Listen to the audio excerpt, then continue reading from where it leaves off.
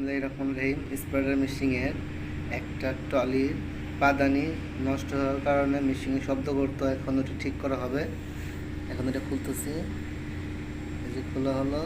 এখন আমরা এটা নিচে নামাইয়া এটা চেক দেবো যে কোথায় কোথায় প্রবলেম আছে।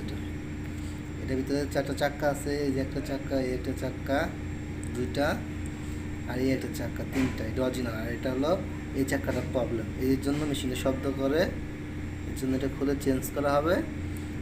আর উপরে 2টা রিং আছে যেটা ভেঙে গেছে, এটা এখন ওয়ার্কশপে নিয়ে ওয়ার্লিং করতে হবে। ওয়ার্লিং করে এই যে ভেঙে গেছে, এই জন্যই শব্দ করে। এটা এখন খুলে ওয়ার্লিং করতে নিয়ে যাব ওয়ার্কশপে নিয়ে। আর এই রিংটা চেঞ্জ করতে হবে, এটা খেয়ে গেছে অনেকখানি। এই সেই মেশিন, এই মেশিনের পাদানি এটা খুলে নিয়ে যাবো এখন ওয়ার্কশপে। এই নিয়ে আসলাম। এখন এটা সুন্দর করে ওয়ার্লিং করা হচ্ছে। ওয়ার্লিং করে এটাকে সুন্দর করে ওয়ার্লিং করা হচ্ছে। যে প্যাকা তারা ছিল ওটা সোজা করলাম, সোজা করে সুন্দর করে ওয়ার্লিং করা হচ্ছে। এখন আমরা এটা ওয়ার্লিং করা শেষ। এখন এটা ভালো করে এই সাইডে একটু ফাটা আছে, ওটা একটু ওয়ার্লিং করতেছি যে দেখে কোথায় ফাটা আছে।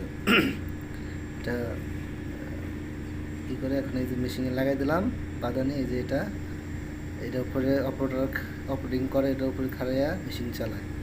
এটা এখন লাগাই দিলাম, মেশিন এখন রানিং চলছে। কত সুন্দর! এই যে এখন হ্যান্ড কাটার দিকে কাটিং করছে। এটা হলো টিউব বডি, খুব সুন্দর করে কাটিং করা হচ্ছে। আমার ভিডিও ভালো লাগলে সবাই শেয়ার করবেন বেশি বেশি।